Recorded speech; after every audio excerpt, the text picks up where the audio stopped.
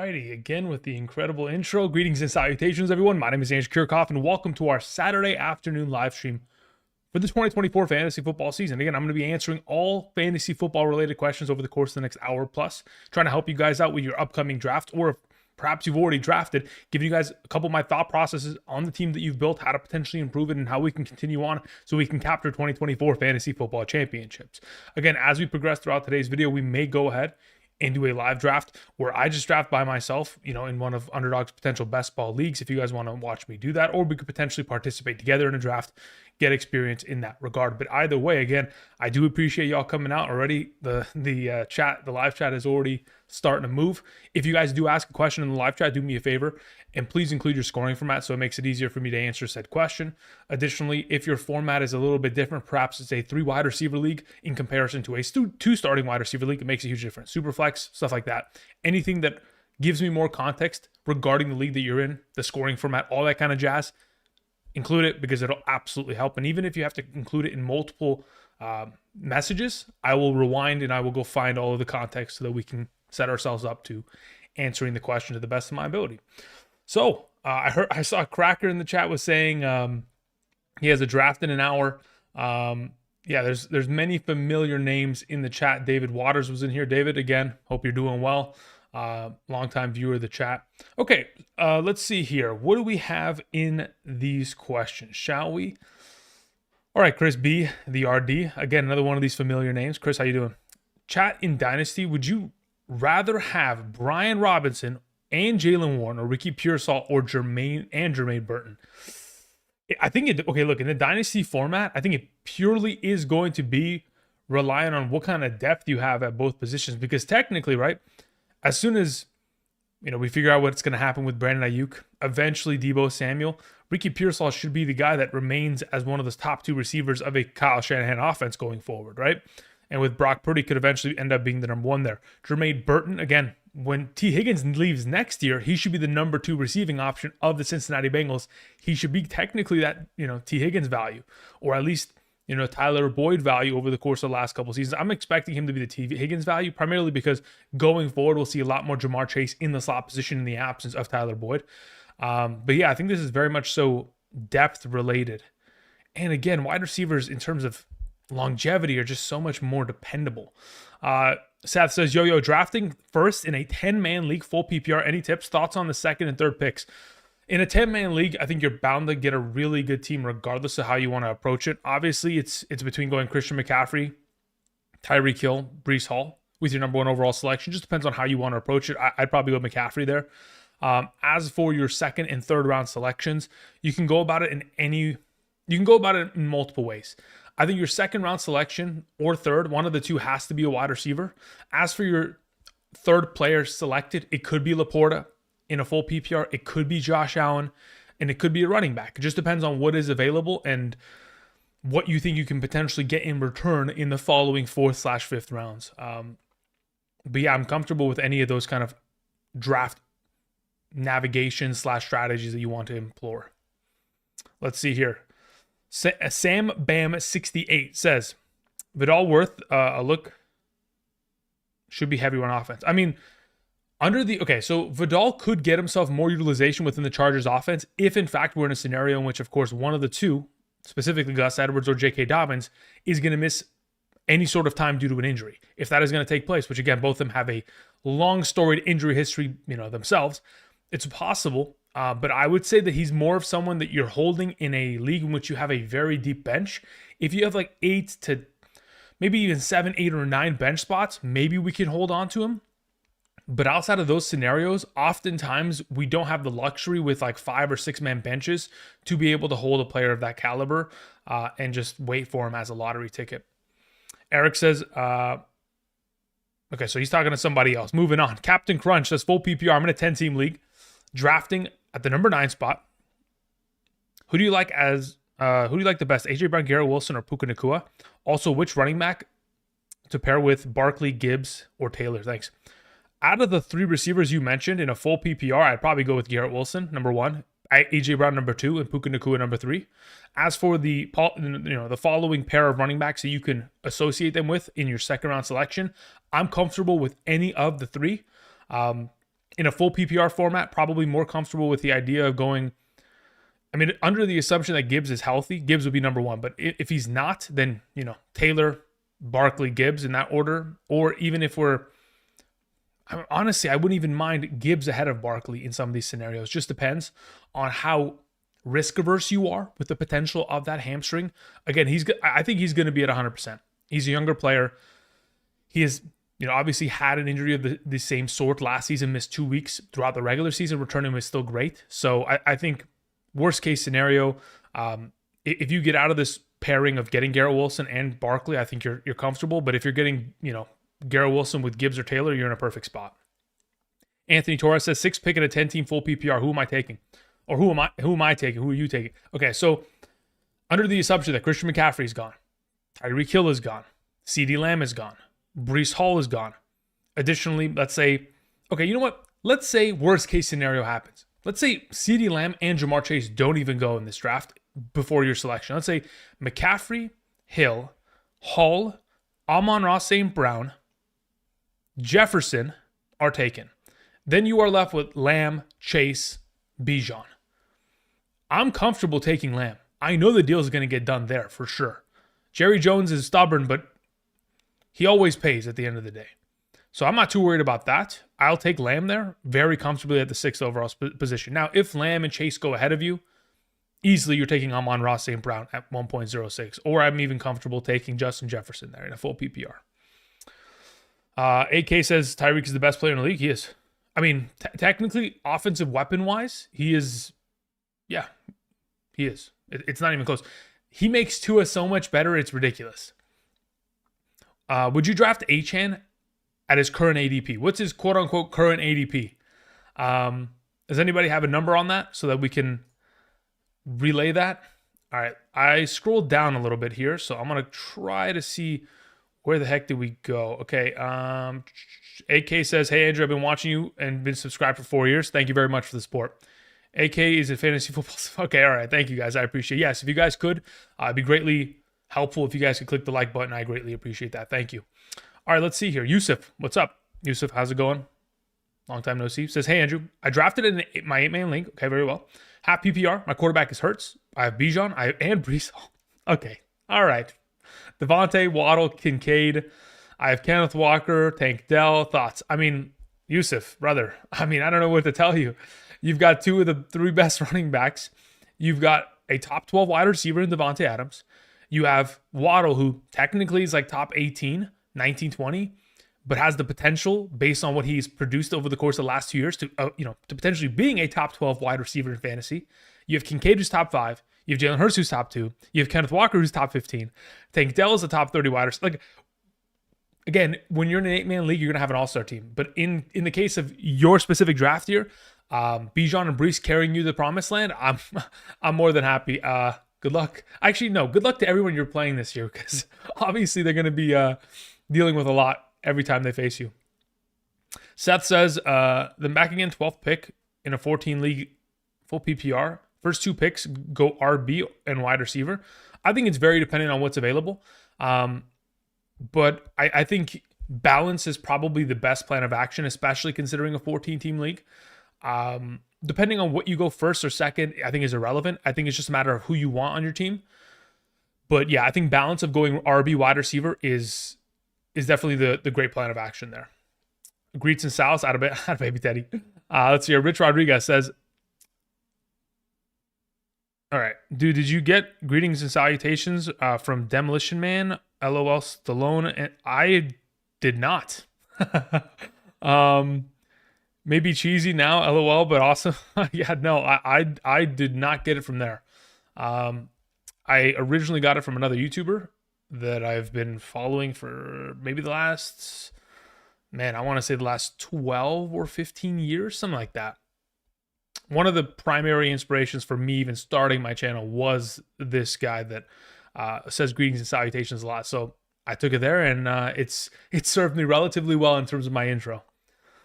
Saquon or Gibbs, more likely to be top 3?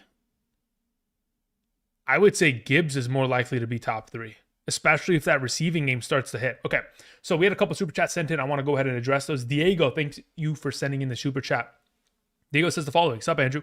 My draft is tomorrow. 2 QB league, 10-man league, full PPR.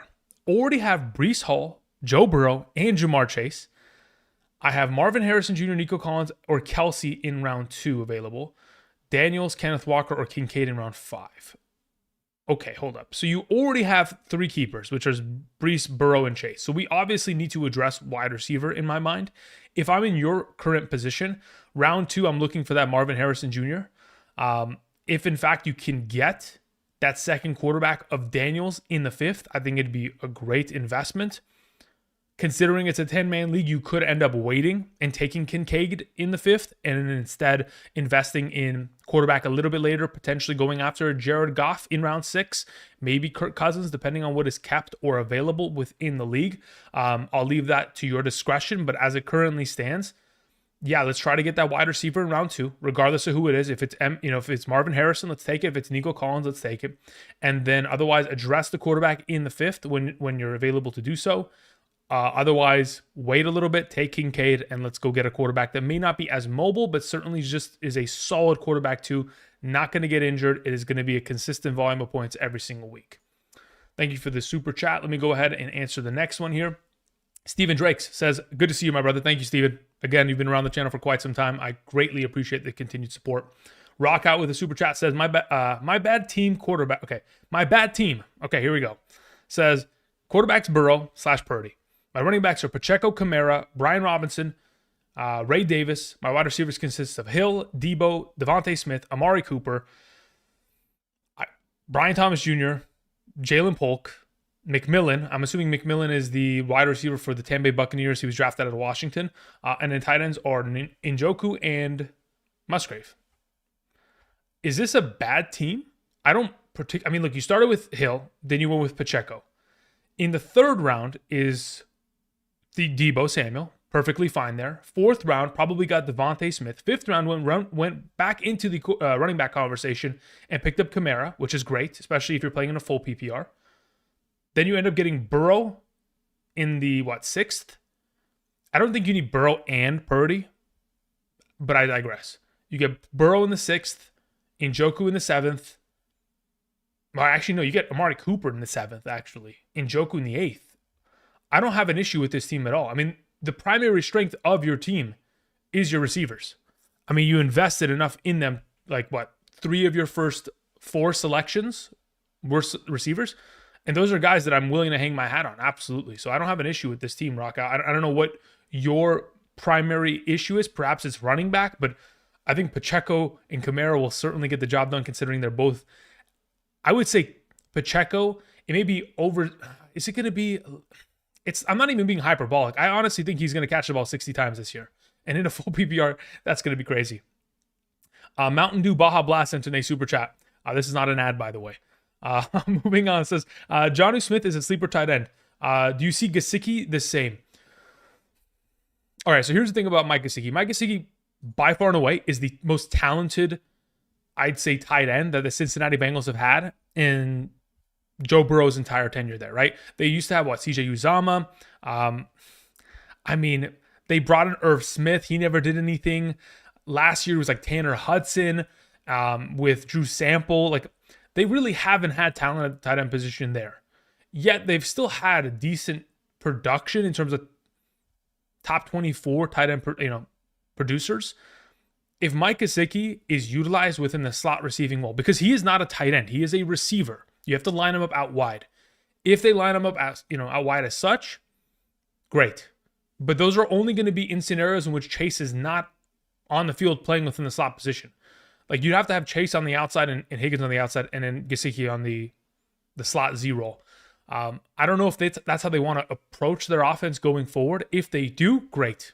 Joe Burrow's talented enough, and I think so is Mike Gesicki, to be a solid, quote-unquote, sleeper option. But there's nothing really that this offense has done, in my mind, that makes me feel uber confident about the idea of Gesicki just being a for sure player. I mean, last season, I think they targeted their tight ends a total of 115 times. It's a pretty solid number, but I'm not 100% certain. I just feel more confident that Jonnu is going to get utilization in comparison to Gesicki, but I don't think Gesicki's a guy that's forgotten about in my mind. I still have him within that top 30 range. It's just a matter of, can he stay healthy? And then additionally, is the offense going to feature him? Because really, he's not a tight end. He will not play in the inline. He's got to be in the slot. He's got to be standing up when running routes. All right, let's see here. We had a super chat coming from Rockout who followed up and said, and who to add to Njoku for a trade for Pitts? If you're going to trade for Pitts, I think you can get away with, well, look, your running back depth is not great.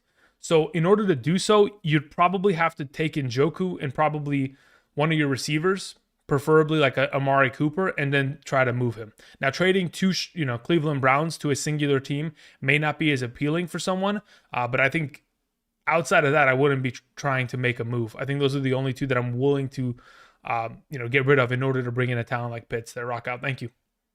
Derek Blaze sends in a super chat. Says, how early do you recommend taking top kicker in defense?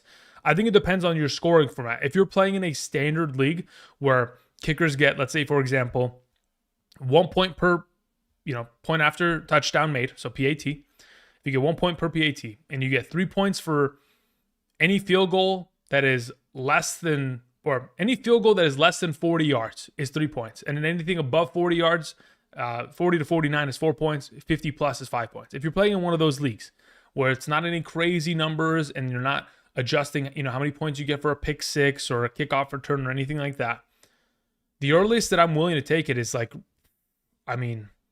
usually what I do is I just play matchups every single week at both positions. And I will literally wait to the final 2 rounds and then just enroll it there. That's why I've told people to take the Cincinnati Bengals for week 1, because we're playing against the New England Patriots. And I'd love to go ahead and take advantage of that. I also really do like the idea of playing the Chicago Bears in week 1 at home against the Tennessee Titans. I think the Chicago Bears are like 4.5 point favorites at home week 1 with a rookie quarterback, which again, typically is not what Vegas ever does. They never give the advantage to the rookie quarterback in week 1, but yet, again, that defense is going to be firing on all cylinders. So as it currently stands, I would avoid the 2, but if I'm going to take it the earliest, let's say it's a 16-round draft, the earliest I'm taking it is maybe round, I don't even want to waste an 11th round pick, maybe 12, maybe 13, the earliest. But again, I'm usually someone who just never likes to draft kicker or defense. I will leave my draft without a kicker or defense in case of an injury taking place within the next couple weeks. And then on the week of week 1, prior to that Thursday game between the Kansas City Chiefs and the Baltimore Ravens this year, I will pick up my effective kickers and defenses once I've established who has the best matchups within the given week. All right, let's see here. Rob Monahan sent in a super chat. Let me go ahead and see if I can find your question, Rob. There wasn't anything attached to it, so maybe I can find it. The YouTube chat's obviously glitching out again for me, so that's fun. Until then, there was another super chat sent in from Mountain Dew Baja Blast who says, could you see Love finish as a top 5 again this year? Probably not, no. Primarily because, again, the reason why Jordan Love, Jared Goff, Brock Purdy finished 5, 6, and 7 in terms of overall quarterback rankings last year was because of the absence of the other quarterbacks. There was no Anthony Richardson. There was no Kyler Murray for the extended full year. There was no Joe Burrow for the extended full year. There was no Jaden Daniels. Like, when you add more talent to the picture, it diminishes their value because, again, they're not capable of scoring more than 17 to 19 fantasy points per game is like kind of their range. They're not going to get to that 20-point range unless they have rushing upside and they're consistently scoring rushing touchdowns and getting a lot of rushing yardage. Somewhere between the number of 200 to 300 rushing yards is what we need to be key. But in order for Jordan Love to finish as a top 5 quarterback again, what did he have total last season? Like 34 touchdowns? We're going to need 40 at that point. All right. The chat is slowly but surely kind of loading in.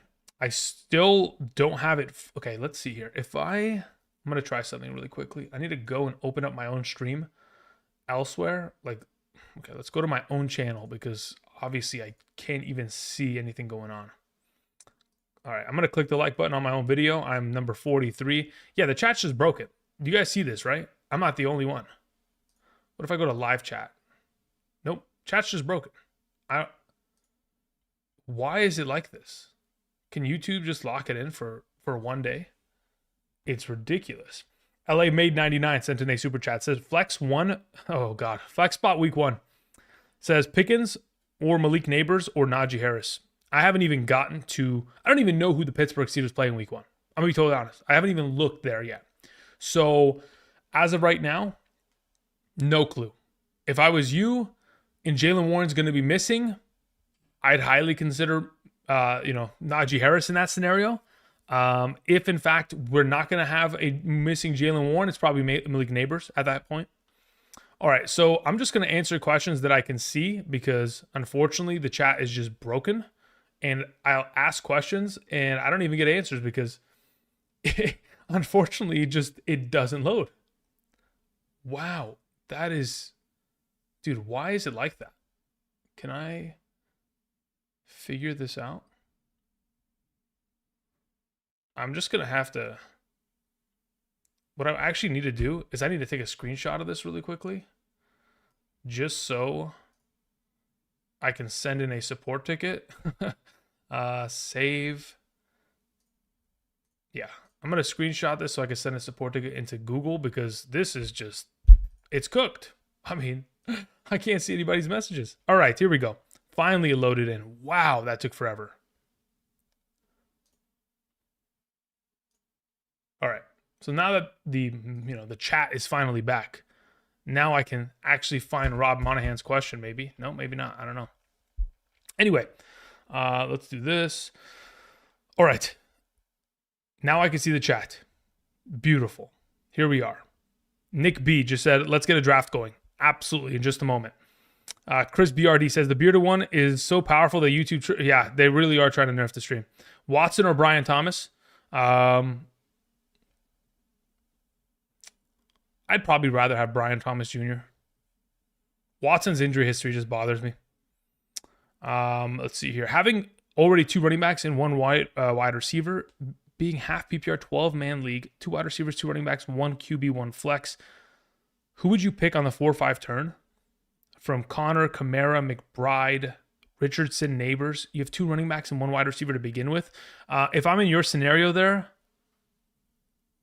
Ramula, Augusto, I'd probably take McBride along with... I'd probably take like a McBride Neighbors combo there because you need to address wide receiver, and I like the tight end advantage that I get in that scenario. HN or JT in the Dynasty full PPR, Jonathan Taylor. Dejuan Golden says, trade Kelsey and Aaron Jones for Mahomes. I have Kincaid, Bowers, but Caleb Williams at quarterbacks. No, you're giving up too much, I think.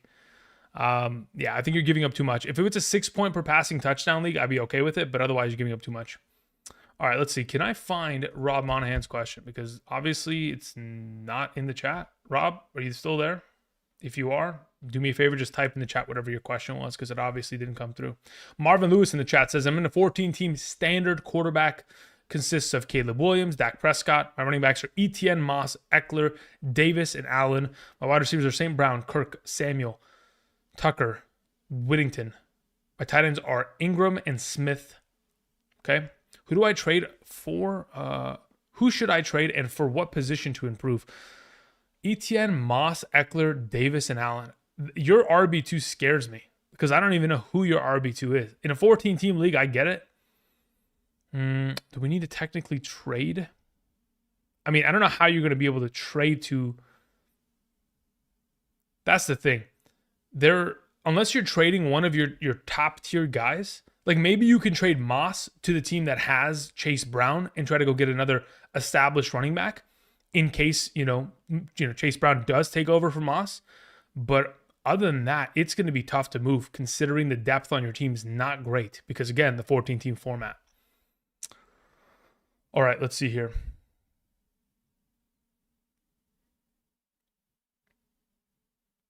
All right, so I'm going to go ahead.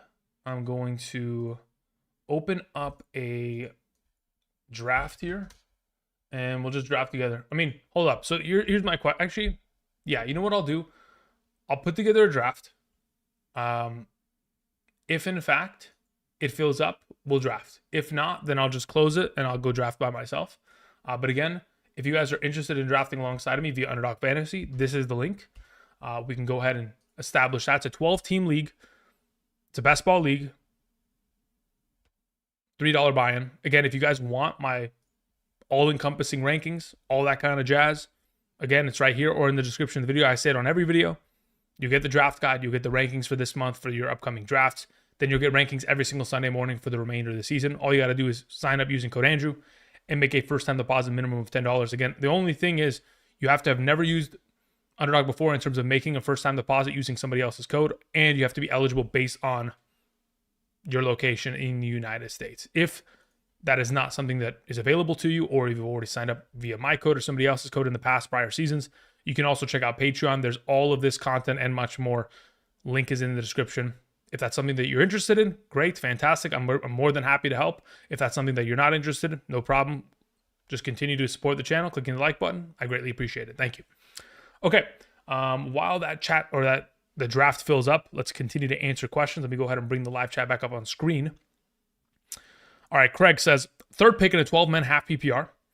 Let's see here. If you take Brees, how would you approach rounds 2 through 5? And if you took CeeDee Lamb, how would you approach it? Okay, so if I'm taking Brees Hall with my first overall selection, I think it's... Okay, so here's the thing. I can't tell you to objectively take certain positions because it really does matter who is available. Typically, in the second round, I'm just looking for the best available option because then I can get the alternative position in the third round if needed. So if I'm sitting there, I've taken Brees Hall and somehow Jahmyr Gibbs falls to me or Devon Achane falls to me, I have no issue taking either of those two. And then I can scoop up Devontae Adams in the third. And then in the fourth round, grab a tight end potentially of the caliber... I'd hope potentially of the caliber of... we don't even need to take a tight end in the fourth. You could take, what's his name? Mark Andrews in the fourth and then get a quarterback in the fifth. Or you take a wide receiver in the fourth, then Trey McBride in the fifth. I think those are pretty solid options. Just filling out your roster and getting a base of strength, especially if it's a 2 wide receiver league. If I'm starting with CeeDee Lamb theoretically, second round has to be a running back. Third round may even be a running back if, in fact, someone like Isaiah Pacheco is still sitting there. If that's the case and I go wide receiver with double RBs, round 4 is probably another wide receiver. Fifth round's a tight end. So it's kind of the same structure in both scenarios. I'm trying to get 2 running backs, 2 wide receivers, and a tight end by the first five rounds, at very least. I'm not reaching either, though. Not on tight end. Okay. What are the chances that Dowdle takes over Zeke by week 4? What are the chances? By week 4? I'd have to look at their schedule, but I'm going to say the chances of him completely overtaking Zeke and being the clear RB1, 35%. All right, let's see here. We had a super chat that came in from Powerhouse. Thank you, Powerhouse. Says, I'm in a super flex half PPR league. Very well. 12-man auction for, okay, very well. $200 budget. How much would you spend on your quarterbacks? Is 60 too much for Hurts, Allen, and Mahomes?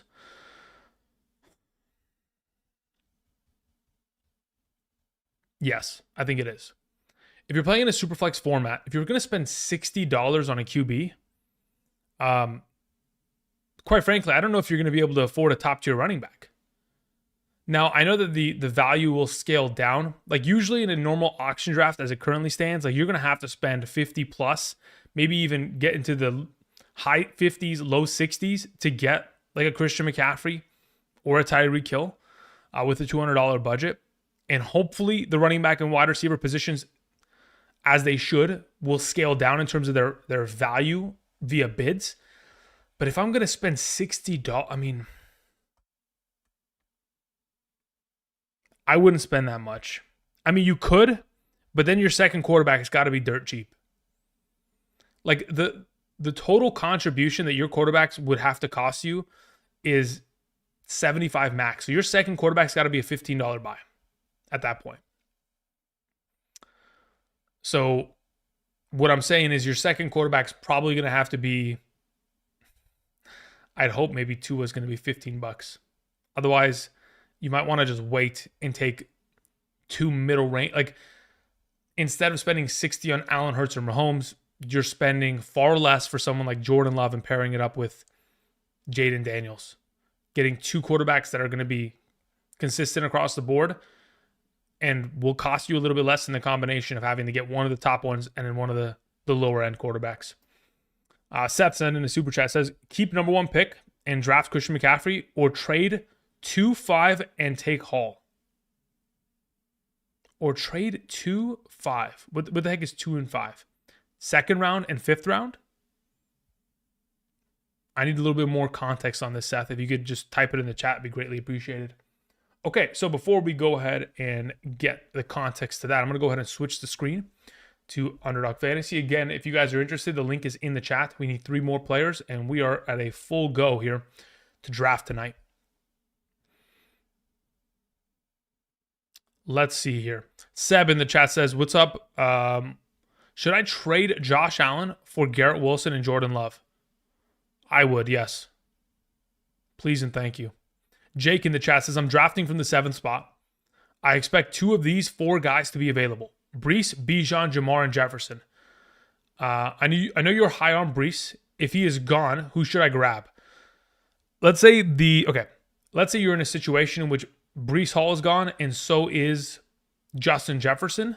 If it's between Bijan Robinson and Jamar Chase, I'd probably just take, in every scenario, I think I'd take everyone except for Jamar. Especially if you're drafting that early.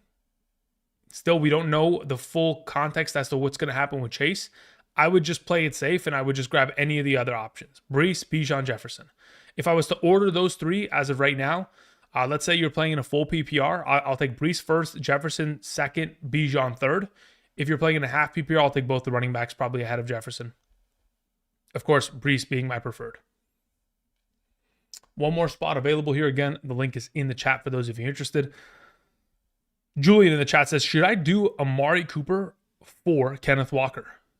If you need the running back depth, abso-freaking-lutely, yes. That would work. Okay, Seth says, sorry, my bad. Basically, I'm trading my first pick for the 5th drafting position. Okay, very well. If I know Brees will be available in the 5th spot. Yeah, that's fine. But, yeah, that's fine. I don't have an issue with that. You just have to for sure know that you're going to get Brees Hall there. Now, worst case scenario, you don't, and maybe you get Amon-Ra St. Brown. We're still okay with it. But it's just a matter of what are you getting? What else are you getting? Are you going to get a 2nd round pick as well? Or what other draft compensation are you going to receive for making that trade and trading down from 1.01 to 1.05? It's got to be enough to make it worth it. Otherwise, if you can't guarantee to get the player that you want, you might as well just take it at 1.01 and not even worry. Colin says, hey, how are you tonight? I'm in the draft. All right, sounds good, Colin. Just don't snipe me. All righty. Let's see here. Jonathan in the chat says, what's up, Andrew? What do you think is the best draft strategy at 1.9 full PPR in a 10-man league? At the number 9 spot, I'd probably take a wide receiver. Either, especially if you're in a full PPR, I'd probably go with like Garrett Wilson at 1.9. And then at 2.02, your 2nd round selection, I'm grabbing one of those available running backs. Taylor, Saquon, Gibbs, Kyron, one of those guys. Then in the 3rd round, most likely going to try to build a roster in a 10-man league specifically that I can get at least one more running back in that 3-4 turn. Hopefully somebody is going to ignore ETN and it's going to fall all the way to you. Otherwise, wide receiver in the 3rd, running back in the 4th. Like there's a lot of, considering it is a 10-man league, you should be able to find a lot of value. If you find enough comfortable value in the RB1 that you select and you go wide receiver in the 1st, RB in the 2nd, wide receiver in the 3rd, you could grab a tight end in the 4th, then, come back for running back a little bit later, maybe not even in the 5th, maybe in the 6th. You can get a running back that could be a solid RB2, like a David Montgomery, which I've seen, again, fall quite too often. It just depends on how you want to build your team, but those are a couple of the navigations that you can go about. But yeah, in the beginning, that's probably how it should look, Jonathan. Enrique in the chat says, if you are the 5th if you're in the 5th, would you take tight end or Kamara if available? Depends on what else I have on roster. That's purely dependent on what I have. If you're asking me if I value tight end over Kamara, more often than not, if I already have a running back on roster and I yes, I'd probably just take the tight end, but it's specific on who the tight end is. Otherwise, I'd rather just take Kamara. Yeah, it's very dependent. There's too many variables for me to say objectively in blanket statement one way or the other. Did Jefferson just fall to 1.9? What is going on? We love it. We love it. All right, sorry about that. Let me go ahead and pull up the draft board. As we can see, we have 3 running backs in the first 4 selections, then a slew of wide receivers subsequently coming off the board, which will probably leave me with the decision of, do I want to run a double RB strategy, which likely will end up being the case here.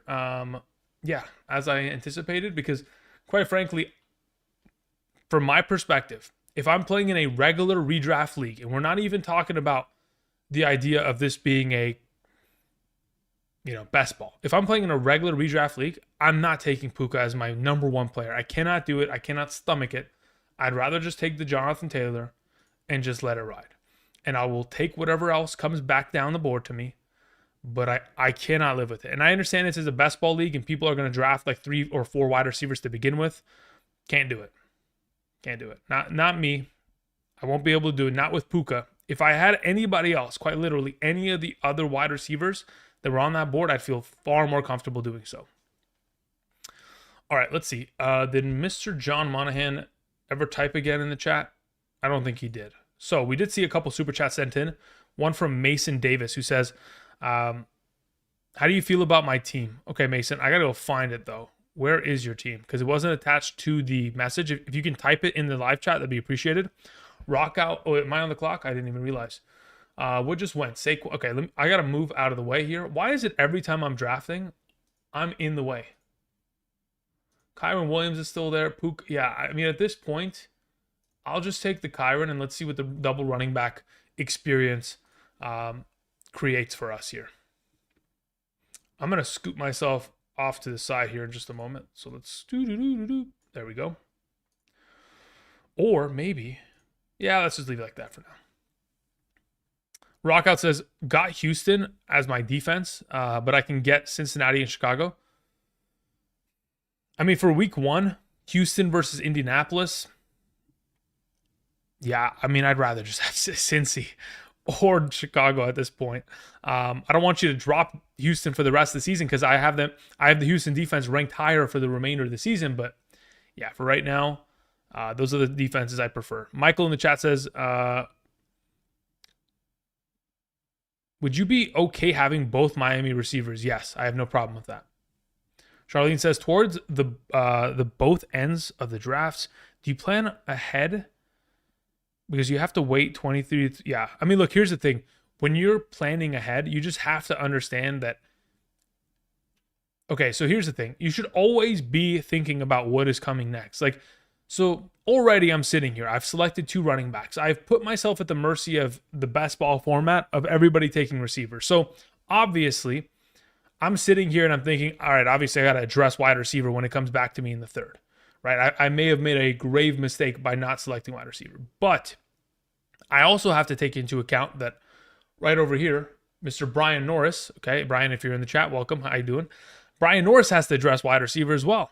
So I have to, without a doubt, take a wide receiver, then be at the mercy of Brian getting some wide receivers, and then figure out what I'm going to do in the 4th round accordingly. So I am planning ahead, but I know what position I need to address.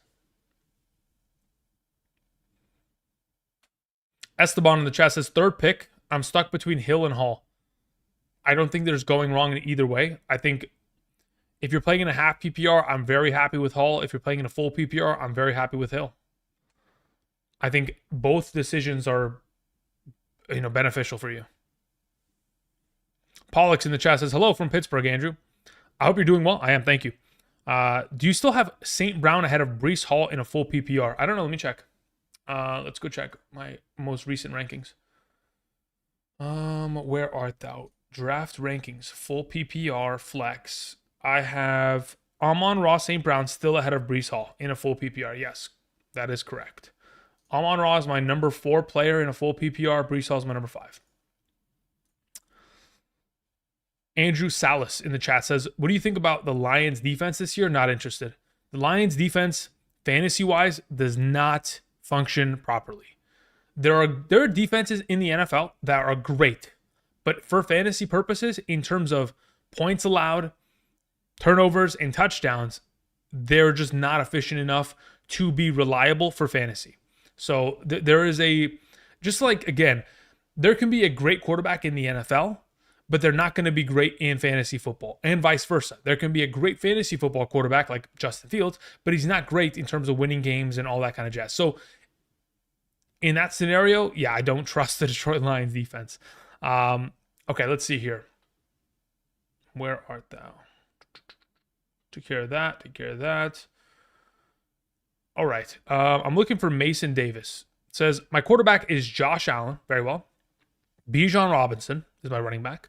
Kamara, Drake, London. We have Puka Nacua, Kincaid, Scary Terry, Pollard, Romadunze. Again, you have the number one quarterback. You have a top 3 running back. Kamara's top 15. Drake London's top 12. Puka Nacua's top 8, 9. Top 10. Let's say that. Kincaid's a top 5 tight end.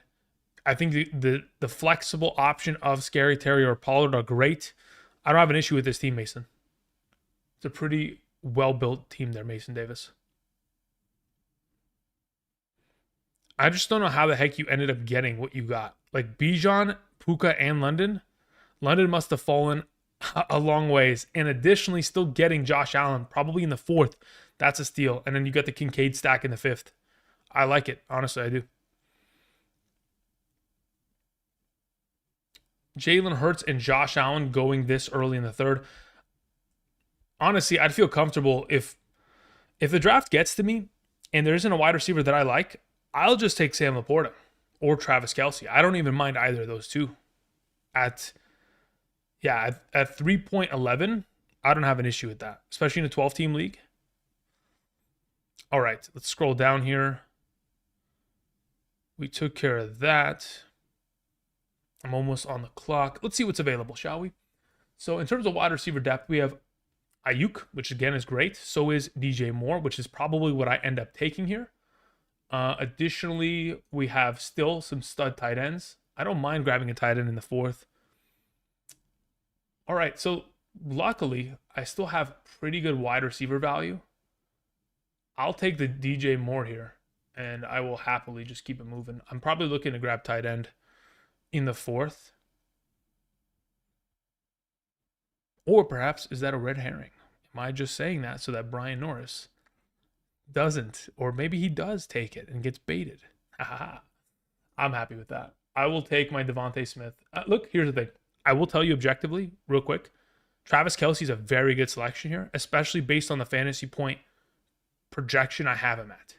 This being said, because of the format that it is a 3 wide receiver league, I must address wide receiver here. If I do not, I am asking for trouble. Therefore, I will take Devontae Smith and I'll keep it going. But if it's a 2 wide receiver league, this selection of mine is Travis Kelce. And no doubt about it, I'm telling you objectively that would be the truth. But because of the 3 wide receiver format, if I don't take this second wide receiver, I am asking to have to start Joshua Palmer in week 1 as my wide receiver 3, which, hey, listen, could pan out. But it is what it is. We'll see. All right, keep it moving. What do we have here? In the chat, Braden says, I sent a super chat. Braden, I have not received that. But if you have a question, just type it in the chat. I'll try to get to it, my man. Let's see here. JDog 69 says, thoughts on the Seahawks week 1 to stream? Where do you rank them? I don't even know who the Seahawks play in week 1. Let's see here. NFL week 1. Let's see. The Seahawks take on, let's see here. I think they take on Denver, huh? Yeah, they do take on Denver. I have no issue with that at all. Primarily because, again, the former Ravens defensive coordinator that, of course, made that Ravens team as good as they were last year is now the head coach of the Seattle Seahawks. He is going to significantly elevate that defense that, of course, has been horrible for the last couple of years under Pete Carroll. So I have no issue with that at all as a week 1 defensive stream. No issue. Addy S in the chat says, trust Gibbs? Yes, I do. Chris BRD says, can we get the likes to the triple digits? Yes, that'd be greatly appreciated. Thank you. Jonathan Taylor over Bijan? No, I would not take Jonathan Taylor over Bijan. Again, The thing about Jonathan Taylor is that Anthony Richardson is always an impending threat to his value. In comparison to Bijan, his impending threat is Algier, and I'm not too worried about Algier. I don't care what the coach says. It's all coach speak. Let's see here. Kaiser in the chat says the following. In a 10-man full PPR league with 2 flex options, we have Kyler, Hall, Achane, Marvin Harrison Jr., London, Debo, Andrews, Kirk, Reed, Mostert, Roma Dunze. I already traded to get this team. Should I trade anything else? Kyler, Hall, Achane, Marvin Harrison Jr., London, Debo. I mean, listen, based on what you have, you don't need to make any moves, Kaiser. You're pretty set. And I know it's a 2 flex league, but I think you want to keep your depth so that you have interchangeability for matchup purposes. Jacob in the chat says, I have the 1.09.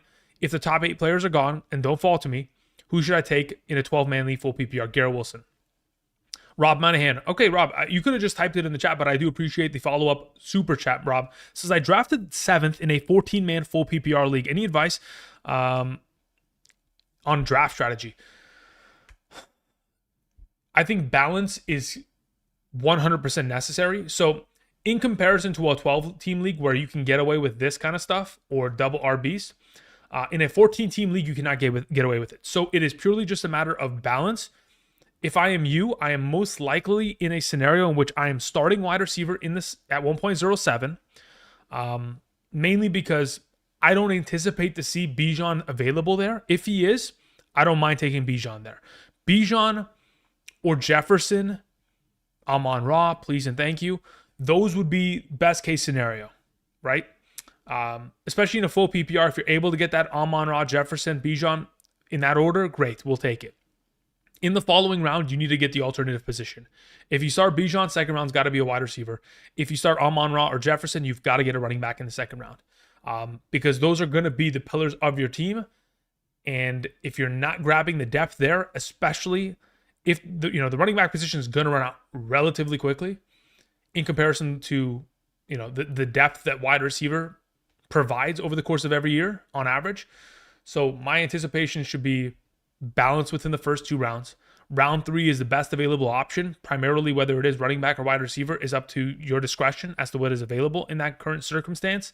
But then once you get to round 4, I wouldn't even mind going for a tight end there, getting a little bit of an advantage. Okay, let's look at this draft here. So considering what is available, Trey McBride, all these guys are gone. Who's available at quarterback? We have Joe Burrow, Jordan Love. I'm going to wait on those kind of options. I don't really want anything there. George Pickens, Zay Flowers. I mean, again, I don't have a problem at all with any of these options. Tight end, I don't need to worry about because the guy next to me is already taking tight end. So I'd like to probably just address wide receiver here. Of the available options, I like George Pickens. I don't think Ayuk is going to be traded there. He's literally the only receiving option, and I think Russell Wilson's good enough to support him, to making him still potentially a top 24 option, which I can get here as of late to be my 3rd wide receiver in a 3 wide receiver format.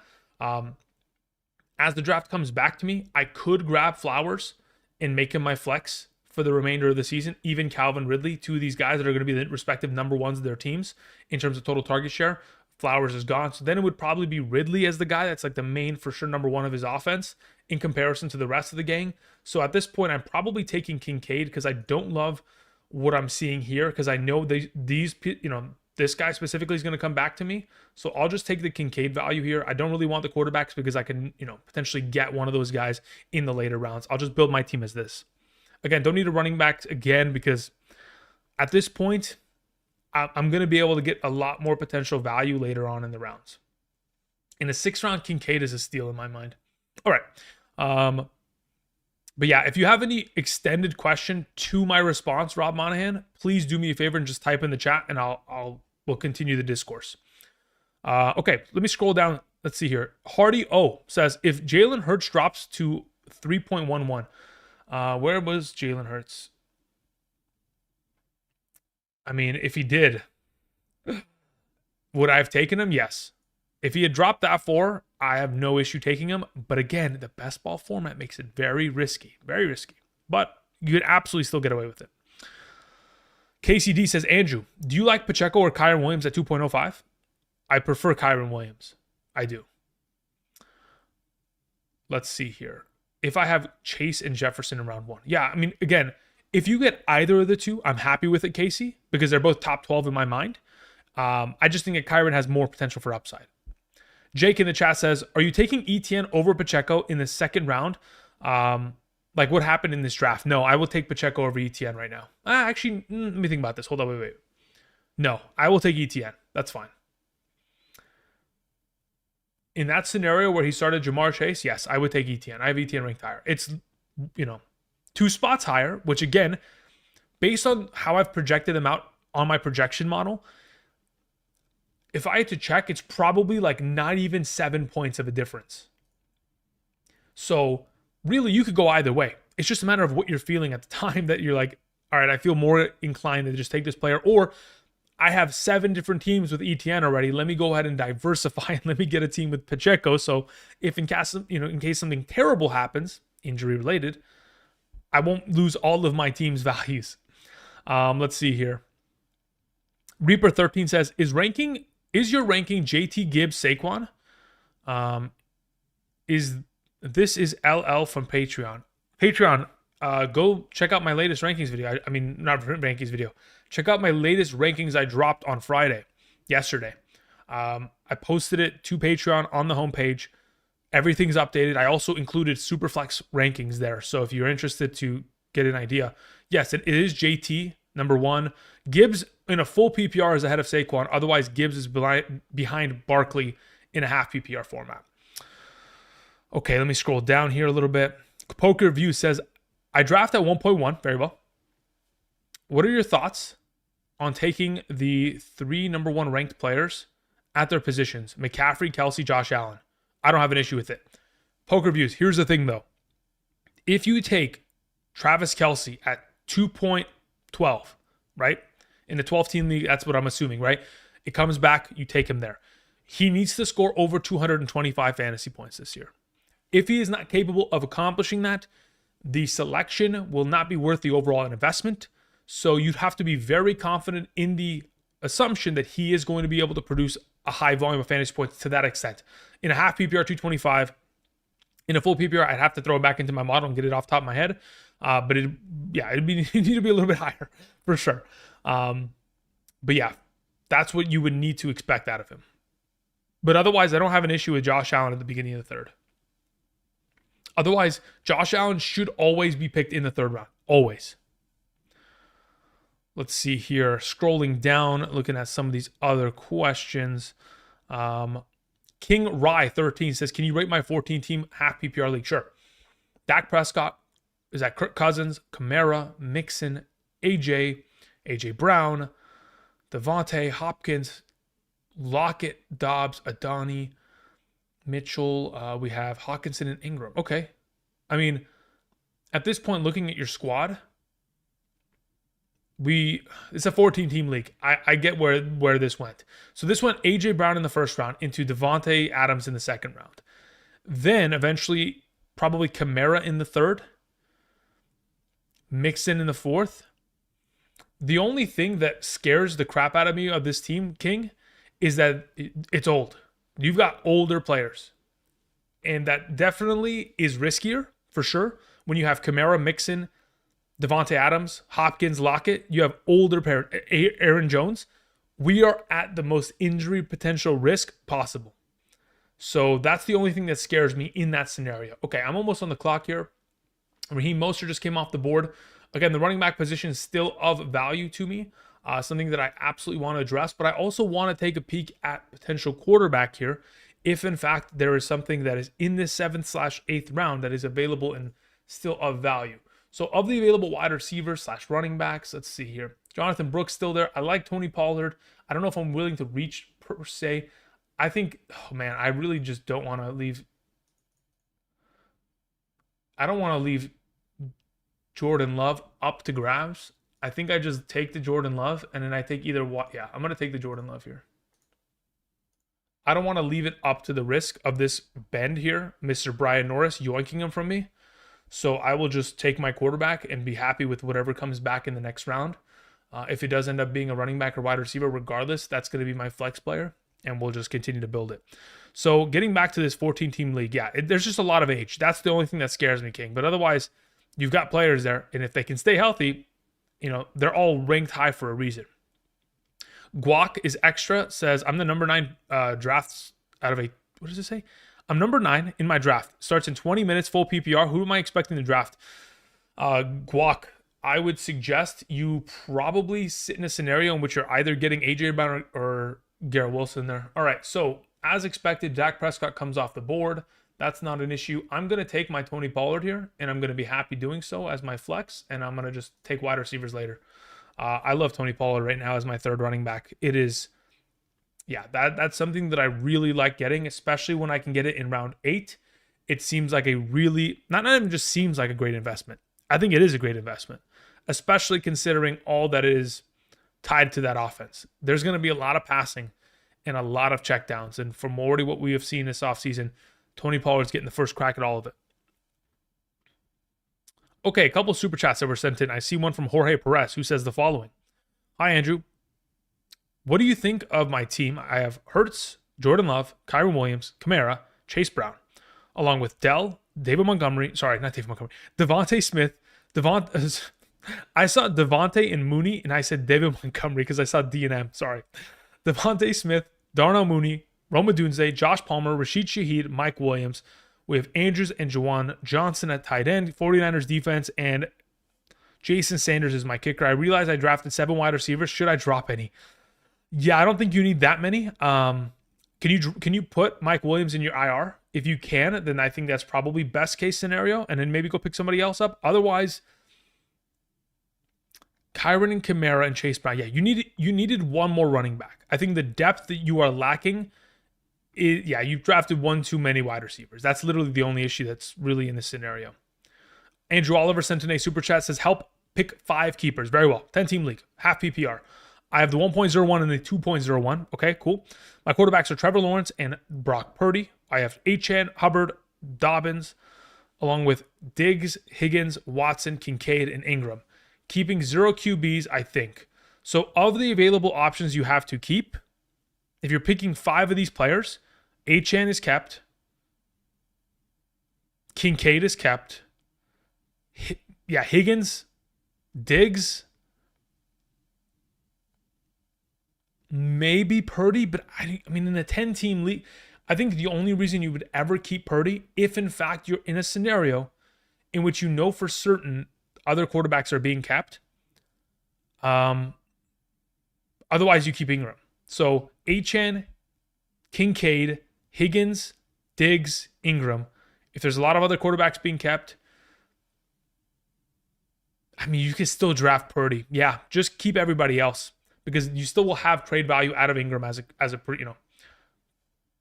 continues on throughout the season and injuries pop up. Craig in the chat was saying 12-man, half PPR, 2 running backs, 2 wide receivers, 1 flex. Is Josh Allen worth a third pick? Sorry, is he worth round 3, pick 3? If I were to take Breece Hall and a running back and another... If I were to take Breece Hall and another running back / receiver, it is only worth it if... Okay, in a 12-team league, Craig... Only if you select a wide receiver in the second am I going to say that drafting Josh Allen in the third is okay. Because in a 12-team league, if your wide receiver one is a 4th-round selection, I'm not really okay with having like a Michael Pittman Jr. as my number 1 wide receiver. Can I live with it? Sure, but I don't think I love it. Let's see here. Jake in the chat. Yeah. Where's Watson? Oh, you want to keep Christian Watson? You could, Jake. That's just up to, I guess, what you anticipate to get out of him. BZ, what's up? Hope you're doing well, BZ. John Todd, 22 in the chat says, who do you take out of Dell, Pickens, Higgins, Flowers, and McLaurin? Out of those 5 options, honestly, I like T. Higgins, especially if, in fact, Jamar Chase misses time. Outside of Higgins, I think the rest of it is in my most recent top 45 uploaded video at the wide receiver position, so you can check that out and, of course, get an idea as to how I've re-racked the rankings in my updated version. Cool Gamer, thank you very much. I appreciate it, my man. Rock Hardcastle says, is it legit to take Rico and Zeke in the same team as your 4th and 5th RBs? I don't have an issue with that. Again, it's just a matter of you'd only take them both if you assume one of them is going to eventually be the clear and away number one. If they are misleading us with the quote unquote, oh, this is going to be a committee situation, if that is a misleading commentary by the coaching staff, at that point, I feel relatively comfortable grabbing both and then just being able to allow one to emerge as a starter. And then you have the starting running back of a pretty good offense. Okay, so speaking of, Jerome Ford, again, is probably the best running back available. I want to see, what does this guy have? He doesn't have running backs. So I'm going to take Jerome Ford just so he doesn't get it. And because I want it. And then I'll go wide receiver next. Again, I pretty much made it so where Mr. Norris next to me had to go running back. And the fact that he goes, I don't mind him going Chubb there. That's not a problem. Again, I don't know where the heck the information is regarding Chubb, but it's non-existent as it currently stands. Of the available options here, though, I will take Cortland Sutton. He will be the number one for Bo Nix, and Bo Nix has looked pretty good. Am I halfway off the screen? I am. Maybe yeah, we'll just leave it at that. We'll leave myself in the corner. Alrighty. Again, just really quickly, just to give a review of how this draft transpired. Just looking at the board as itself, considering a 3 wide receiver format, I'm pretty happy with my first 8 selections. I have balance across the board. I've addressed my starting lineup. These are the studs that are going to carry me across the board. Being able to get the value that I did at wide receiver, as you know, despite the fact that I did not invest it in early, I'm still happy with the volume of, wide receivers I was able to get. The fact that quarterback was so heavily, sought after in these earlier rounds really did help push value down the board to me, which again is very much so kind of the strategy of waiting. So I'm not mad at this. I thought I got some pretty decent value in comparison to, I could have taken Puka Nacua here, but again, looking at how this third round transpired, theoretically could have gone Puka here, I could have gone DJ Moore here, still gotten Josh Jacobs here in the 4th, which honestly, still one of my top 12 running backs, not mad at it. Could have still been a pretty good overall value if in fact you want a more established wide receiver rather than a running back here. But I just feel in a half PPR, it is a little bit more advantageous for me to take that running back in the 2nd pick. And then of course, get the tight end and quarterback advantages when I could and keep it rolling. Okay. Let's continue back with some of these questions that you guys have in the chat. Let's see here. Drew says, I got DJ Moore at pick 65 and McLaurin at pick 95 in a 10-team league. Drew, consider yourself lucky. That is ridiculous value. Hey, Andrew, in a full PPR league, do you like Christian Kirk or Michael Pittman Jr. over the other? I'll take Michael Pittman there as of right now. Bleezo says, Zeke is cooked. I don't disagree with you. I still think that there's value to be had, especially if he's the goal line back of this team. Michael says, 12-team full PPR keeper league, 3 wide receivers, starting with Hill, Henry, Brown. How would you build the team? Hill, Henry, and Brown. 3 wide receiver league, just keep stacking wide receivers. Maybe even get a receiving back and just ignore running back for a little while. Go Bill sent in a super chat. Says, I'm in an 8-team half PPR, 1 quarterback league. I got Burrow, White, Mixon, ETN. Okay, pretty good start. Brian Robinson, Moss, Garrett Wilson, Waddle, Devontae Smith, Rice, Godwin, Coleman, Kelsey, and Kincaid. I think you probably went a little bit OD on the Kelsey Kincaid, but you're a Go Bills fan, so that's fine. I'm not gonna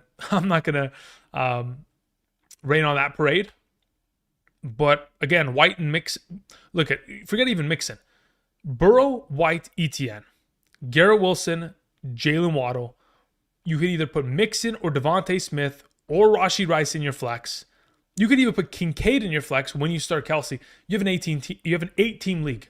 You're going to have an all-star squad. All you really have to hope is that the players you selected are going to be as good as we anticipate them to be. Sometimes they are, sometimes they're not. Sometimes they get injured, sometimes they don't. And we're just going to have to hope that the touchdowns just continue to flow in every single week. But otherwise, good-looking squad there. We'll go Bills. Thank you. Mountain Dew Bob Blast says, Daniel Jones or overflowing trash bin.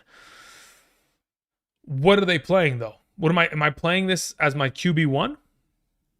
That's the question. Let's see here. LDZ says, are we doing another draft? Do you want to? We could do one. I don't have an issue with that. We've been here for just over an hour. I think about 70 minutes, I'm more than happy to do another draft, right? Primarily because I want to pick from anywhere outside of 11, because the last like 4 drafts we've done here, I'm picking 10, 11, or 9, something like that. It's crazy. Shahir says, greetings. I was at the draft of the 1.09 position. How do you think I did? All right, let's see this. 1.09. Justin Jefferson, again, they gave you the great value. Beautiful. We love it. Devon Achane in the second round, I have no issue with at all. He's the highest rated of the available running backs, and you're getting team value there in terms of balance. No issue there. In the third round, with the available best running backs that are still sitting here, do I take DK Metcalf? Probably not. But what DK Metcalf provides is consistency. Been the number 12, 18, 16 wide receiver in the last couple years. So getting him at this position under the assumption that he is able to maintain a top 16, 17 wide receiver standing, it is a good overall investment based on, what kind of consistency is demonstrated. Then you go to Travis Kelce. This is a great overall selection. Again, I've mentioned it and I will continue to mention it. In a half PPR scoring format, based on my projections of knowing that Kelsey's probably going to sit somewhere between like 200 to 210 fantasy points, where he should actually be going is somewhere here. He should sit at 28 rather than where you got him, which is a complete steal. You get Amari Cooper, which would have loved for one of these running backs. Actually, no. Well, yeah, I would have loved for one of these running backs to drop to you. Obviously, they went a little bit earlier, but it's okay. Amari Cooper, do I take him over Kyler? I don't know if I do that. It's a 3 wide receiver league, so you're kind of subjected to taking that third wide receiver and getting some sort of advantage. But if I'm you, I might just take Kyler here. Actually, you got Joe Burrow in the next round. Never mind. Keep it. You're good. Keep it moving. Amari Cooper over Pickens, I don't have an issue with it. I mentioned that the other day in my video. Raheem Mostert, as late as you got him. Javonte Williams is great. Curtis Samuel's dealing with the turf toe, so that we have to keep an eye on. Otherwise, I don't mind the way that you built your team. I actually like it. Of the available options here, Michael Wilson seems like more of a... I think I like the idea of going with Xavier Legette here. Do I want a second tight end, though? No, I'll take the Xavier Legette and just... Maybe he ends up being the number 1 of the Carolina Panthers.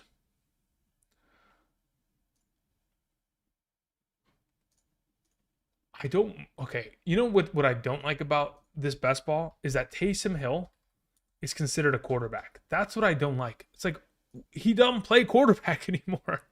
This guy's a fullback. He's a running back. He's a tight end. Like, what are we doing? Let's see here. Of the available options, nothing is like jumping out to me to where I am super excited about the investment in comparison to potentially getting another one of these wide receivers that could do something damage. No, I'm just going to take another tight end. If I'm playing in a regular league, I probably take Freiermuth here and I try to trade him midway through that season. Okay, let me put up the board, move it down a little bit here, get back to some of these questions. Okay, we have Yick in the chat who says, thoughts on my team, 12-team, half PPR, Lamar, Hall, Achane, Collins, Amari Cooper, Kelsey, Ridley, Devontae Smith. Sorry, Deontay Johnson, not Devontae Smith. Deontay Johnson. Moss, Brian Robinson Jr., Caleb Williams, and Blake Corum. 12-team league, half PPR. Hall and Achane with your first 2 selections. You get Collins in the 3rd. You get Kelsey in the 4th. Oh, no, you get Lamar in the... Wait. Did you get Lamar in the 5th? Those first 5 rounds, regardless of how that ended up stacking up there, Yick, those are great selections for the first 5 picks. Achane, Hall, Lamar, Collins, and Kelsey, that's great. Then you just build around it. You get Cooper, you get Ridley, which are undervalued wide receivers who are number 1s of their respective teams and could have great years, significantly surpassing where their current ADP sits them at. Deontay Johnson's in the same boat. Moss has potential of being, Moss and Brian Robinson Jr. have significant potential of outproducing their numbers. Then you have the backup quarterback of Caleb, just in case, of course, Lamar with his injury history. I don't have an issue with that team at all. That's a pretty good built team. Are these mock drafts free to join? No. So basically you have to have, so this draft specifically was a $3 buy-in via Underdog Fantasy. So that's how you would be able to join.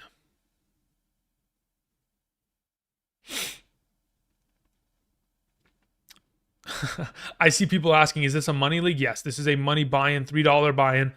You know what I'll go ahead and do, just so that we can kind of prepare for the next draft, is this is what I'll do. Let's go drafts. I'm going to open up another link, and I will just get one going. We'll create a private draft, so it's just us.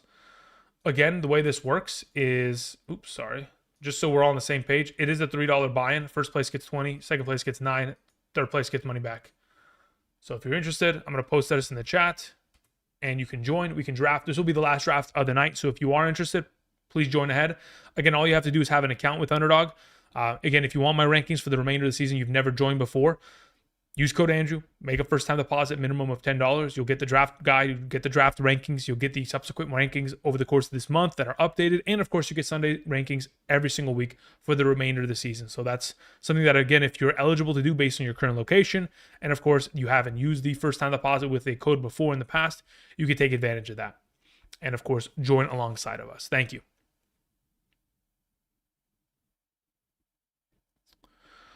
Flow Reaction says, where are you drafting? What is your roster? This is via Underdog Fantasy. I'm surprised you've not seen this before, Flow. This is literally like almost every YouTube fantasy channel is got something with Underdog. Okay, so we're almost filled up here. We need 4 more of you guys to join. Can I get the first pick? I haven't had the first pick this whole time. I've done so many of these drafts. Come on. Speaking of the draft, let's go back here. I'm almost on the clock once again, so we'll go ahead and see where we're going here. Should I worry about Chase? The Citizen asks that question. Citizen, I'm starting to sweat more and more. More and more. Let's see here. NES says, Breece Hall, Josh Allen, ETN, PPR is my first 3 picks. I'm not mad at the first 3 picks. I think they're okay. I worry about what the wide receiver position is going to look like, but I'm not so concerned to where I'm stressing about it. I think if you're able to get like a 4th round wide receiver of the caliber of, if you can get like a Michael, dude, you know what? You could probably get away with it. I think you probably could. Do I love it? No, but I think you can get away with it. All right, we're full here, so the draft should begin right now. Look at that. I told you, give me the first pick, and I got it. Let's go. I spoke it into existence. Here we go. Christian McCaffrey, join the squadron. Let's go. Finally, now I can actually move myself and not block the advertising. There we go. Finally. All right. Breezy5454 in the chat says the following. Hey, Andrew, can you pull up my original question? Yeah, absolutely. Let me go ahead and find it right now. Breezy says, I'm the 9th pick in a 10-team full PPR league. Very well. You like Wilson over Brown? In a full PPR, yes. Very confident I can take JT in the 2nd round. Great. I'm highly considering Brown is a stack with Hurts in the 4th round. Yeah, I think if you can get away with that, you should. I think that's a great overall start. The reason why I say to take okay, so I'm going to, let's see, when does this draft start? Am I on the clock? Beautiful. Let me just draft here real quick. So what I'm going to do, Breezy, I want to show you something. We did a draft here on stream just a couple days ago, in which, let's see, where was it? Here it is. Full draft. Okay, open this board up. So just for your perspective, okay, Breezy, this is what we did the other day. So I was here at pick 11. I took Garrett Wilson. I got Jonathan Taylor in the 2nd, okay? So if this is what you end up doing, Breezy, I love Laporta in the 3rd. Again, if I have the balanced start, Devontae Smith in the 4th, Jonathan Taylor, David Montgomery, Tony Pollard. Again, you guys continue to see Tony Pollard. Like, this is the kind of build you could go for. It's subject to whether you want different quarterbacks, tight ends, how you want to invest it accordingly. But this start is great. It really is. Okay. Getting back to this draft. Sorry. Pull up the board here, and let's see how this transpires, shall we? We did see a couple of, let's see here, scroll all the way down. Okay, thank you for the patience, guys. We had a super chat. No, we did not. Very well. Keeping it moving. Oh, we did have a super chat. Braden Cause. Thank you very much, Braden. I only just saw that. Braden says, in a 14-team league, full PPR, trade Kenneth Walker for Jacobs and Pollard. Yes, give me Jacobs and Pollard there, Braden. Absolutely. Without a doubt in my mind. Thank you.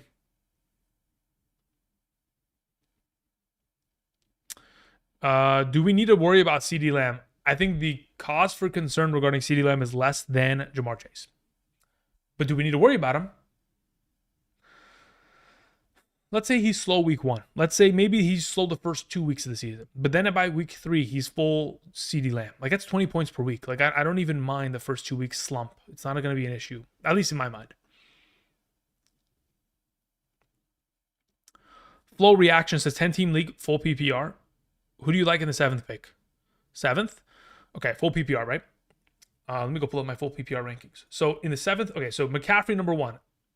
Tyreek Hill 2, CeeDee Lamb 3, Amon-Ra 4, Breece Hall 5, Jamar Chase 6, Jefferson 7. If you don't like if you think that Jamar Chase is not going to fall there and Jefferson will go ahead of him, then you take Bijan at 7. So Jefferson or Bijan.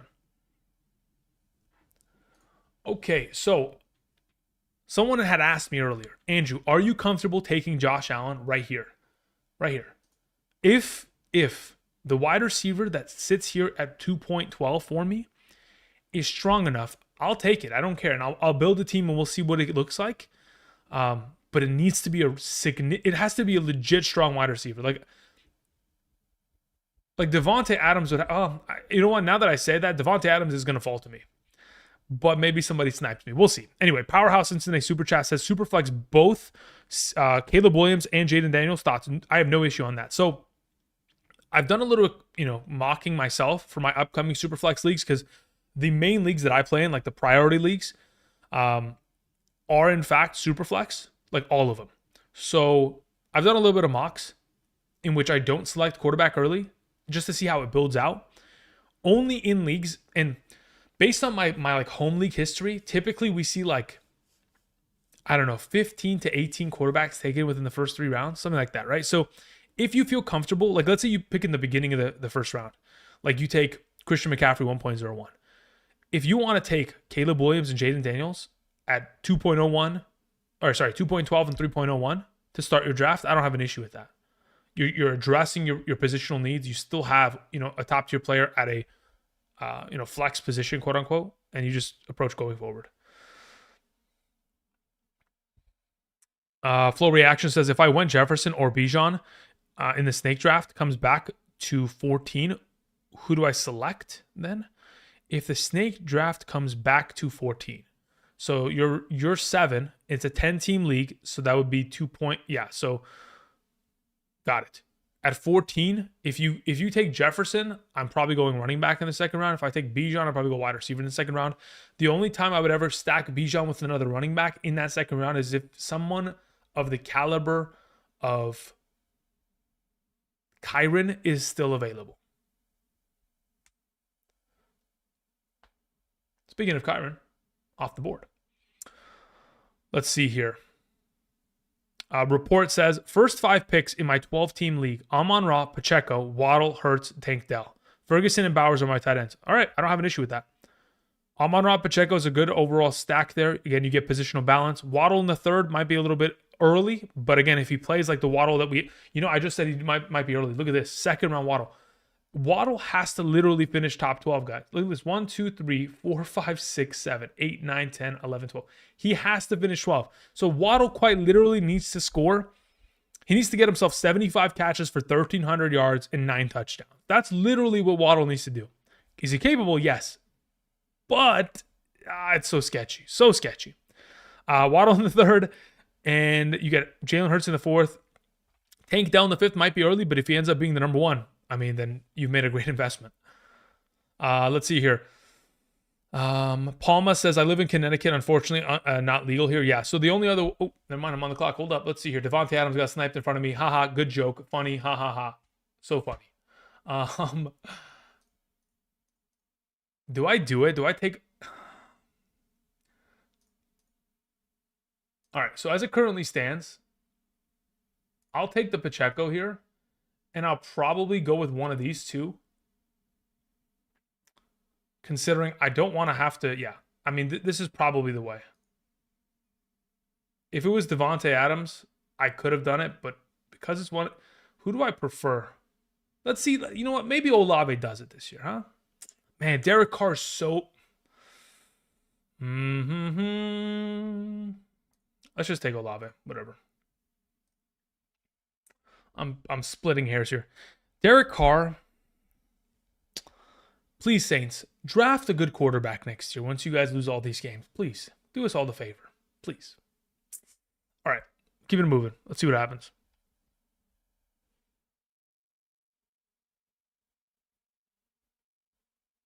Sergio says, if you random draft, does host get first pick? No, it's always random. I just spoke it into existence because I got lucky. If my draft is Monday and Chase falls to me at 8, do I take him? I'm afraid of not taking him, and then he signs. Yeah, it's going to be interesting. I don't know. At this point, I'd probably take him at 8. Twitch React says, I've seen a bunch of second-round Waddle. Yeah, that's crazy. That really is. I mean, he's going to have to go crazy. Nico, yeah, I probably... Listen, on my rankings, I go Nico. On my rankings, I take Henry ahead of Pacheco. But again, I'm just going to build the team. As to who I take is very, obviously, interchangeable. I could have gone Nico here. I could have gone Henry here. Right? It's just a matter of, like, I'm trying to see if I go a double RB wide receiver build at 1.01, what am I really ending up getting in terms of structure? And what kind of value am I able to construct as a roster? That's all I'm kind of manipulating at the moment and just trying to test out. What wide receiver do you like at 14 in the second round? Depends on what's available. I mean, if you can get one of these guys, Devontae, Debo, Drake, Puka, Marvin. I mean, Marvin went to 14 here.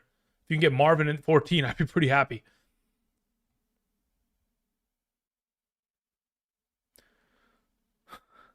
Sean Waldron. You know what's funny? I always say Shane Waldron because he's the offensive coordinator of the Bears now. But yeah, anyway, Sean Waldron says, I'm in a 2 QB Superflex league. Just watched your video. Very well. Do I take Breece Hall, CeeDee Lamb, Hill if they're over top 3 QB? No, not entirely. Look, here's the thing. I've mentioned this to people in the last. You're the third pick. Got it. So I've mentioned this in the last couple weeks. If your league really is fervorous on trying to get quarterback early, so like in the first 2 rounds of your draft, you anticipate to see at least every team with 1 quarterback, right? If not some with 2. If you anticipate seeing that being the case, I would probably end up investing in a quarterback in the first round, 3rd pick overall, whether it's Jalen Hurts or Patrick Mahomes. That falls to you. If in fact you're in a league in which you can still get back a top 12 quarterback in that second round, and you're not going to end up seeing 12 to 14 taken off the board before your next selection in round 2, then at that point, I'm perfectly fine taking McCaffrey at 1.03 theoretically, or even Breece Hall there at 1.03, and then getting a quarterback in the second round. But that quarterback in the second round quite literally has to be, it has to be top 12. Like, if you're not getting a top 12 quarterback there in round 2, you are in trouble.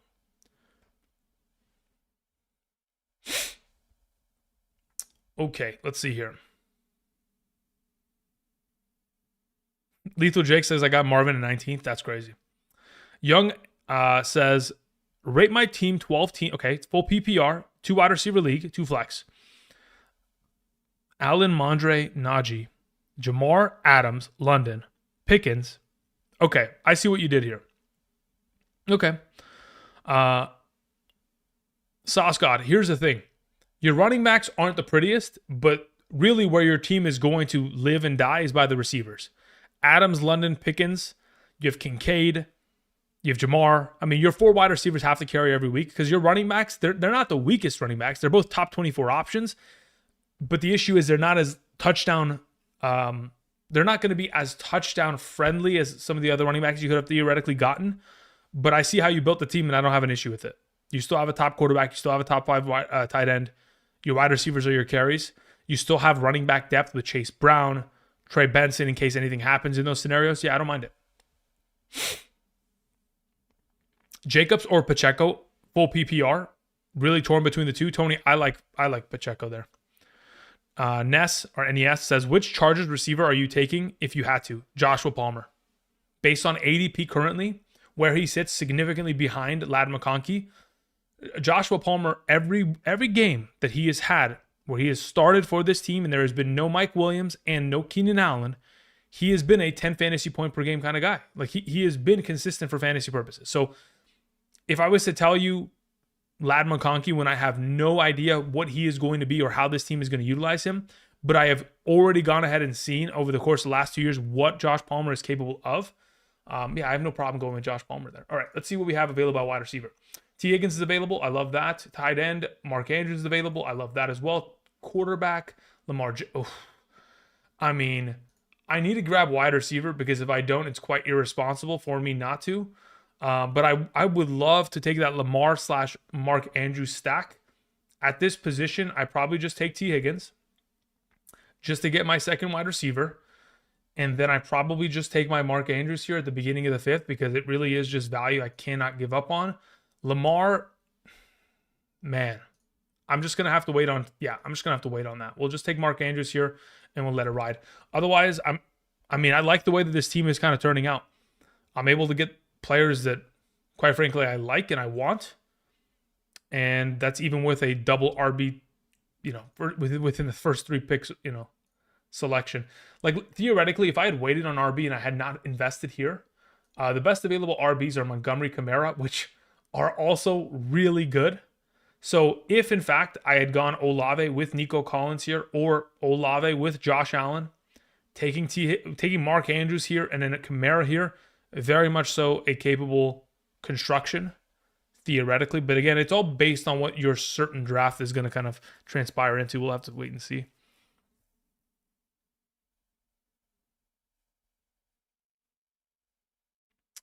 All right, let's see here. A couple questions. Can I get a 14-team draft? Unfortunately, I don't think there's 14-team drafts on Underdog. Additionally, I don't play in any 14-team leagues, and quite frankly, I don't know. Okay, look, I've said this in the past.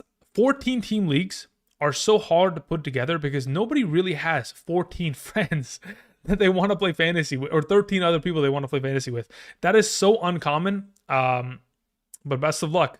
Let's see here. Austin says, do you trust Gibbs to be healthy in week 1? Yes, I do. He will have enough time off to where he will be healthy. Yes. Okay, look, this is what I've tempered expectations with for many of us. Understand that there's a possibility where week 1 could be a very much so heavy David Montgomery week. Like let's see here. I'm going to check something out real quick.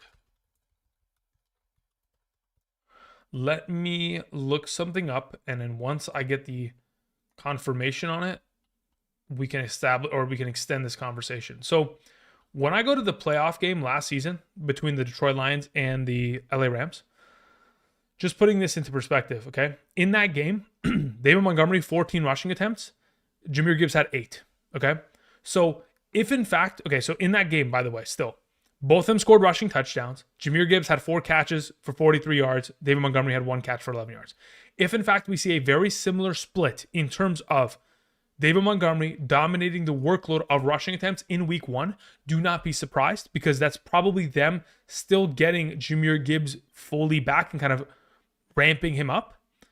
So don't be surprised. Additionally, don't be surprised because that may be their continued approach in the matchup, because that's exactly what they demonstrated last season in the NFL playoffs. So going forward, if there's going to be very similar distribution of opportunity between the backs, obviously in that circumstance in the playoffs, Montgomery had 15 touches, Jahmyr Gibbs had 12. If it's similar, don't be surprised, don't be alarmed, don't be worried. He is still going to ramp up and get to a point to where week 2, 3, maybe they'll go ahead and let him loose and allow him to get back to being the number 1. Let's see here. Gob said, you talked earlier about not taking Carr, but you take Olave. Could you explain why? Yeah, because Olave is literally the only receiver on this team that is going to get a consistent stream of targets every single week. And they will be throwing the ball a bunch because they're going to be in a lot of negative game scripts. I don't like Carr at all. Carr is as bad as it gets in regards to quarterbacks for fantasy. He's also probably the worst thing that could have happened to Olave in terms of his value. But what Carr will do, and we know that he is famous for pretty much, is he will give his number 1 receiver option 150 targets. And though 50 of them will be uncatchable, at least there's a chance for Olave to get those 50 receptions and still be fantasy relevant. And based on the offensive coordinator change to Clint Kubiak now, I think it's there's just far more capabilities of upside with Olave in those circumstances, even though that the opportunity from Carr is just not going to be as premium. Brad says, how much does your strategy change in a full PPR? 2 running backs, 2 wide receivers, 2 flex. In a full PPR, I'm probably going hero running back. I probably take 1 running back within the 2 rounds, and then I'm just focusing on wide receivers until I reinvest in a running back. So my 2 flexes are probably going to be wide receivers in that kind of a format. Okay, the selection is coming up. I still need to address my 3rd wide receiver. So does the teams next to me. So these guys will probably end up selecting wide receiver. And when they do so, that'll probably leave me with one of these available options here, which again aren't the greatest, but I'm not mad at it. I've already addressed that. Running back still is relatively healthy with Mostert still sitting there. Quarterback is still relatively healthy. We'll see how this transpires. But again, wide receiver should be coming off the board in both these scenarios, especially considering he's addressed quarterback here. Yep, there you go. Okay, so of the available wide receivers, Jaden Reed, Deontay Johnson. I mean, I like them both. Do I want to go running back in any circumstance here? Probably. I don't mind it, but I do. Ooh, do I take the Joe Burrow punch? Yeah, I think that's what I do. So I probably end up going. I'll take Deontay. Then I'll take the Joe Burrow punch. And we'll see how this team builds out. Okay, we take care of that. Good to go. Answering a couple more questions. Okay, so what we're probably going to do is I'll get to probably round 10, and then that's where I'll call it. I've been here for about an hour and 40. Do appreciate you guys coming along on this Saturday night. Want to go ahead and prepare everything for tomorrow's video and, of course, the next day video. But over the course of the next week, for those of you who are still here, I do appreciate it. Again, we'll probably end up putting out full PPR rankings for running backs and wide receivers and flex. Tomorrow's video will be flex rankings, top 50 for half PPR. But next week, we'll go ahead and do full PPR rankings. We'll also have sleeper video, league winning, upside, running backs, wide receivers, stuff like that. All that kind of jazz. So as of right now, do appreciate you guys, of course, coming along tonight, supporting the channel. For those of you who, of course, clicked the like button, chatted, greatly appreciate it. For those of you who sent in super chats, greatly appreciate that as well. Again, guys, if you want the draft guide, you want the rankings, all that kind of jazz, Underdog, use code Andrew. First time deposit, minimum of $10, you're good to go. All that information is in the description. If that's not something that you can go ahead and roll with, there's also the Patreon. The most valuable aspect of the Patreon, besides the rankings, the draft guide, all that kind of jazz, is literally just being able to ask me unlimited questions. So if you're someone who feels like that is something of value to you and you want to ask me unlimited questions over the course of however long you continue to pledge of support for, then that is probably the way of going about that. Thank you. All right, so what do we have here? Of the following questions here, we have Tony Lopez who says Evans, Pittman, Cooper, Devontae Smith was as wide receiver 2 ? Of that group, wait, what do you mean by that, Tony? Like, I'll take Evans over the bunch if that's what you're asking. Mason Davis says, hey, Andrew, how is my bench depth? Brian Robinson Jr., Odunze, Dowdle, Chandler, Chase Brown, Leggett, and Christian Watson. I mean, again, Watson and Odunze, I have both within my top 45 wide receivers. I have Chase Brown, Brian Robinson Jr., Dowdle, Chandler, all my top 45 running backs. Leggett is like that low-key potential option if, in fact, he's able to step up because this Carolina Panthers offense is better than we anticipate, which, again, it's risky, but it's still a decent, kind of lottery option there. I love your depth because, again, Brian Robinson Jr. is associated with an OC who has created top 20 running backs with Connor and Kenyon Drake in the past.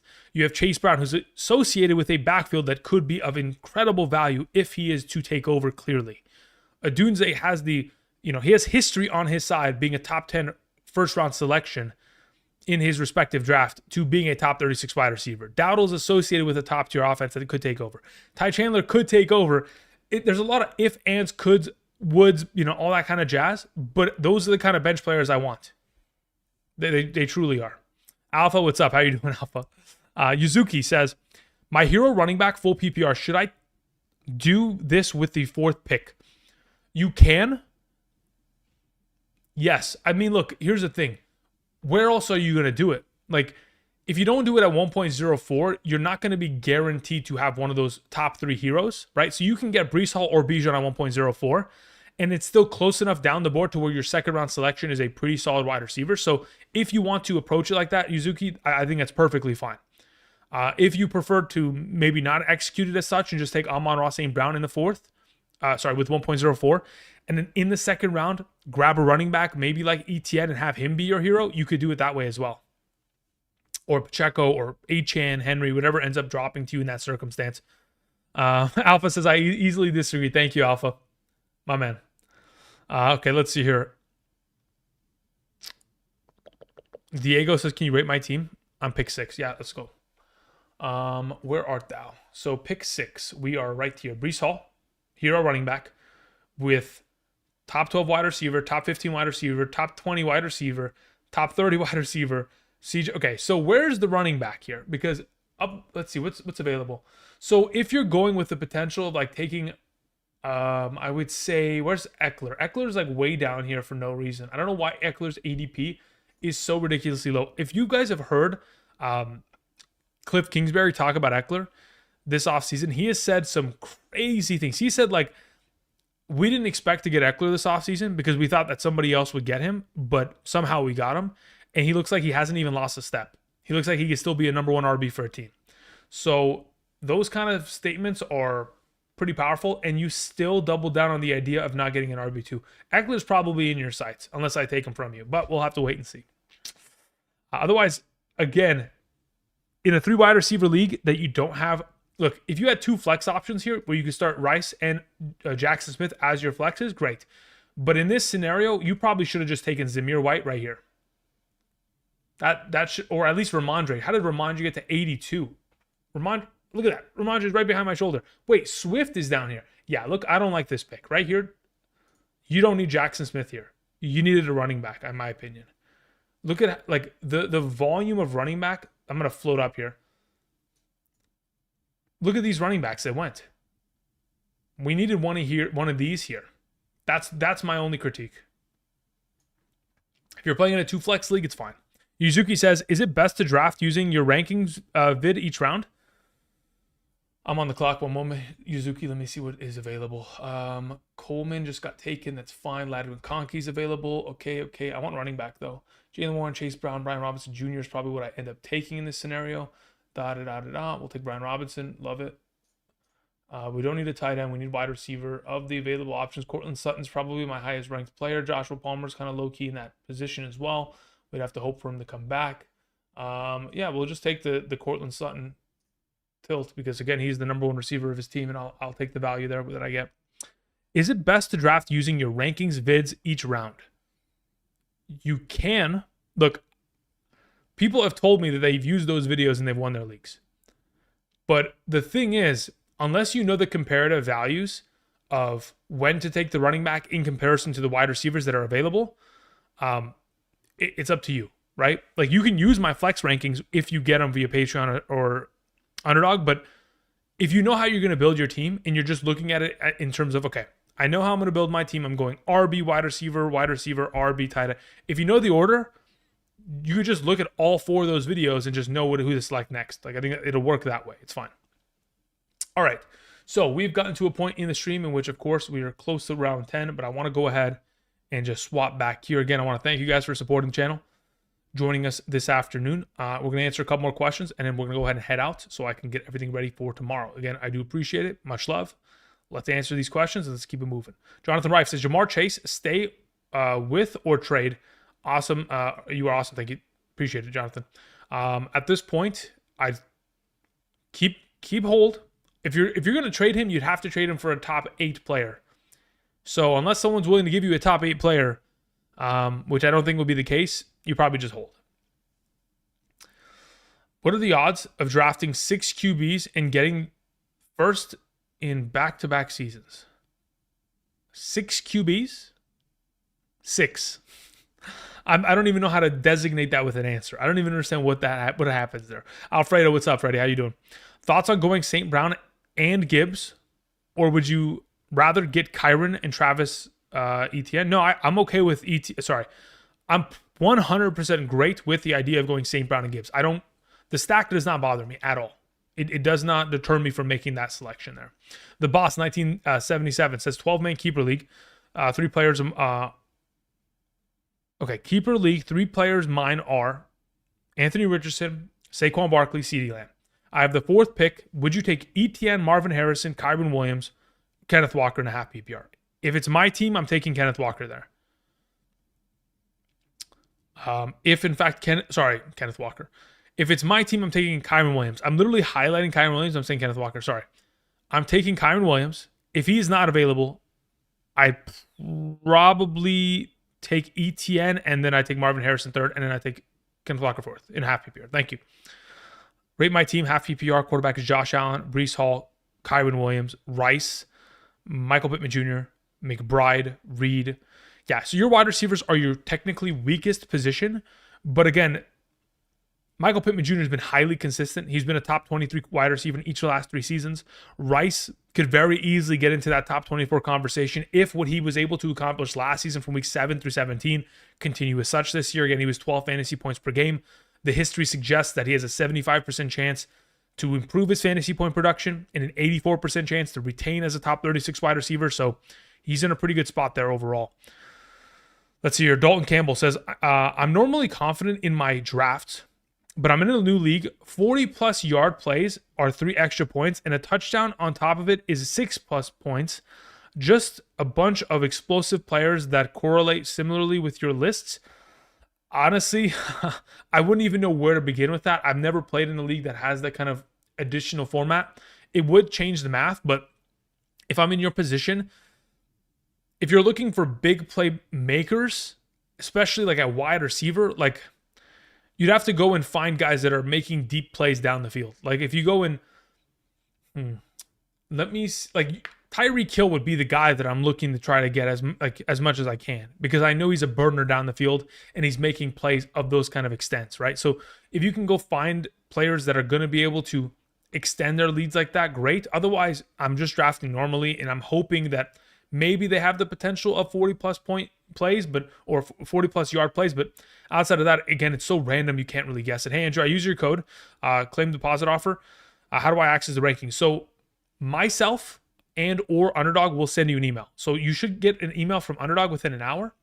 Then once they've sent that to you, I will then be relayed your email that is associated with the Underdog account, and then I will send you the Excel sheet that is associated with the most up-to-date rankings. Okay.